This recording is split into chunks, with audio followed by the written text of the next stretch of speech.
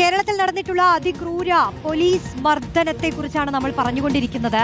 ഈ പോലീസ് മർദ്ദനത്തിന്റെ രക്തസാക്ഷിയാണ് മലപ്പുറം താനൂരിൽ കൊല്ലപ്പെട്ട താമിർ ജിഫ്രി. 2 വർഷം മുൻപാണ് താനൂർ പോലീസ് സ്റ്റേഷനിൽ വെച്ച് മർദ്ദനത്തിന് പിന്നാലെ താമിർ ജിഫ്രി കൊല്ലപ്പെട്ടത്.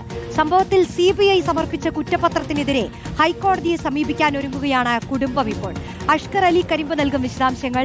അഷ്കർ, ഈ സംഭവം വാർത്ത പുറത്തു കൊണ്ടുവന്നത് തന്നെ നമ്മളാണ്, റിപ്പോർട്ട് TV ആണ്. ഇത് വലിയ തരത്തിൽ കേരളം ആ ഒരു സമയത്ത് ചർച്ച ചെയ്യുകയും ഇതിന്റെ ഒരു അതിക്രൂര പോലീസിന്റെ മുഖം പുറത്തു കൊണ്ടുവരാനും ഒക്കെ കഴിഞ്ഞിരുന്നു.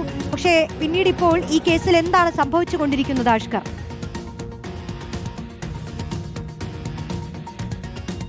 റോഷ്നി, ഇന്ന് CCTV ദൃശ്യങ്ങൾ പുറത്തു വന്നെങ്കിൽ അത്തരമൊരു ദൃശ്യങ്ങൾ പുറത്തു വന്നില്ലെന്ന് മാത്രമേ ഉള്ളൂ. പക്ഷേ ദൃക്സാക്ഷികളിലൂടെ തന്നെ താനൂർ സ്റ്റേഷനിൽ വെച്ച് താമിർ ജിഫ്രിക്ക് നേരിടേണ്ടി വന്ന അതിക്രൂരമായ പീഡനത്തിന്റെ വിവരങ്ങളൊക്കെ തന്നെ പുറത്തു വന്നിരുന്നു. മാത്രമല്ല, ഇപ്പോൾ ഏറ്റവും അവസാനം ഈ കേസിൽ CBI സമർപ്പിച്ച കുറ്റപത്രത്തിലടക്കം അതിക്രൂരമായ രീതിയിൽ തന്നെ താമിർ ജിഫ്രിക്ക് ഏറ്റ മർദ്ദനങ്ങളൊക്കെ തന്നെ CBI തന്നെ അന്വേഷണത്തിലൂടെ കണ്ടെത്തുന്ന ഒരു സാഹചര്യം കൂടി ഉണ്ടായിട്ടുണ്ട്. അഥവാ ഇരുമ്പ് വടി ഉപയോഗിച്ച് ആ താമിർ ജിഫ്രിയെ കിടത്തിയതിനു ശേഷം കാലിന്റെ അടിയിലേക്കടക്കം അതിക്രൂരമായ രീതിയിൽ അടിച്ചു, വലിയ തോതിൽ മുറിവുകൾ ഉണ്ടാക്കി.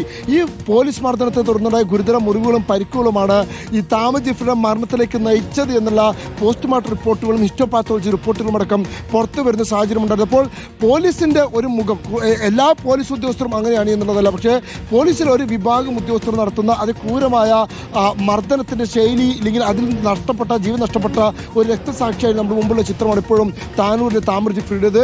ഇപ്പോൾ ആ കേസിൽ CBI കുറ്റപത്രം സമർപ്പിക്കുകയും മനഃപൂർവ്വമുള്ള കൊലപാതക കുറ്റം ഒഴിവാക്കി മനഃപൂർവ്വമല്ലാത്ത നരഹത്യക്കുള്ള വകുപ്പാണ് ഇപ്പോൾ CBI ചുമത്തിരിക്കുന്നത്.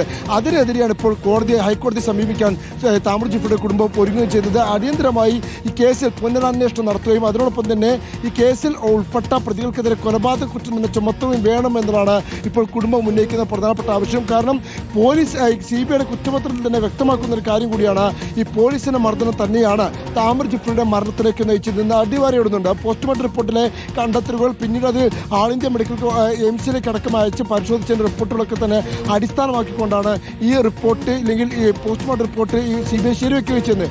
അത്തരത്തിൽ കൊലപാതകത്തിലേക്ക് നയിച്ച മർദ്ദനം ഉണ്ടായിട്ട് പോലും മനഃപൂർവ്വമുള്ള കൊലപാതകം പോലീസ് ഒഴിവാക്കിയതിനെതിരെ കൂടിയാണ് ഇപ്പോൾ ഈ കുടുംബം കോടതിയെ സമീപിക്കാൻ, അല്ലെങ്കിൽ നിയമ പോരാട്ടത്തിൽ ഒരുങ്ങുന്നത് എന്ന പ്രത്യേകത കൂടി ആ കേസിലുണ്ട്. റോഷ്നി, ശരി, അഷ്കർ അലി കരിമ്പയാണ് വിശദാംശങ്ങൾ നൽകിയത്.